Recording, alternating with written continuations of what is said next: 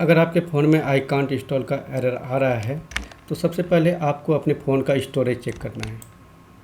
Storage check करने के लिए आपको अपने मोबाइल के सेटिंग पे जाना है। सेटिंग पे जाने के बाद अबाउट डिवाइस पे आपको क्लिक कर देना है। क्लिक करने के बाद आप अपने फ़ोन का स्टोरेज यहाँ से चेक कर सकते हैं। अगर आपके फ़ोन में स्टोरेज अवेलेबल नहीं है, उसके बाद भी आप एप्लीकेशन इंस्टॉल करेंगे तो भी आपके फ़ोन में आई कांट इंस्टॉल का एरर आएगा। ठीक है, अगर आपके फ़ोन में स्टोरेज है फिर भी ये एरर आ रहा है तो इसको फिक्स करने के लिए आगे का प्रोसेस